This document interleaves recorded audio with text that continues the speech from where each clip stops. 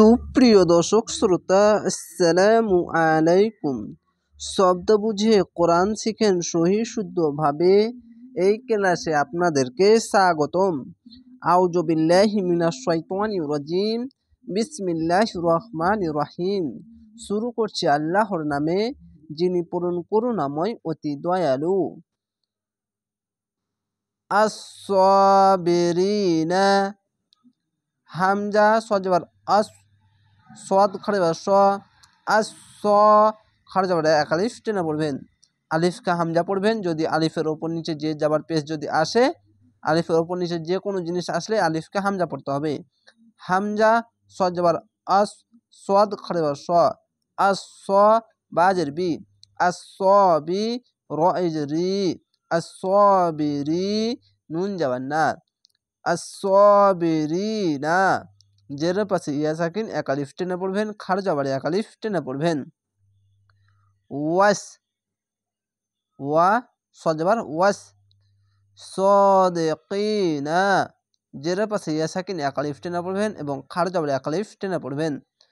সদ খাড়া স, দাল জের দি, সদি কফ ইজের কি, সাদিকি নুন যাবার না, সাদিকিনা ওয়াস-সাদিকিনা কফটি মোটা করে পড়বেন।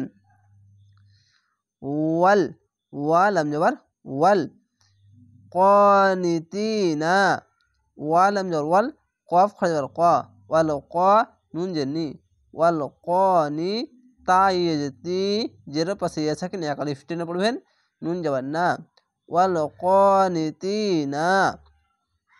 ওয়াল, ওয়া লাম যাবার ওয়াল, মুনফিকিনা জেরের পাশে ইয়া সাকিন এক আলিফ টেনে পড়বেন এবং এখানে ইকফা গুন্না বাংলা অনেস্কারের মতো পড়বেন।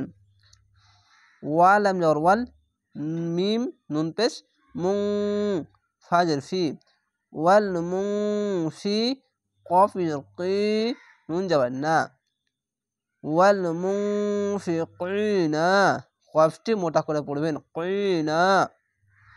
ওয়াল, ওয়া লাম যাবার ওয়াল, মুস্তাগফিরিনা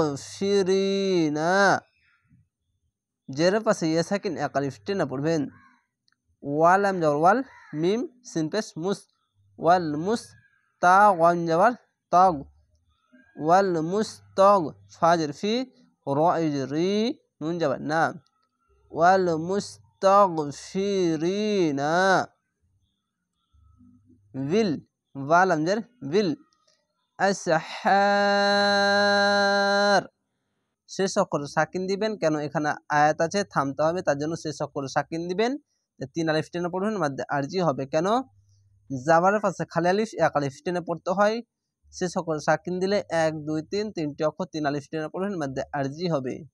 এরকম ভাবে বা লাম জের বিল, হামজা সিন যাবার আস, বিল আস, হা আলিফ যাবার হা, র জের রি না বলে রয়ের উপরে সাকিন দিয়ে মিলিয়ে পড়ে নেবেন।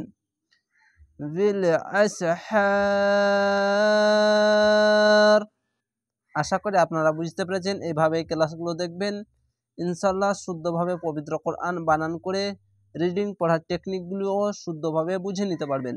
ভালো থাকেন, সুস্থ থাকেন। আসসালামু আলাইকুম।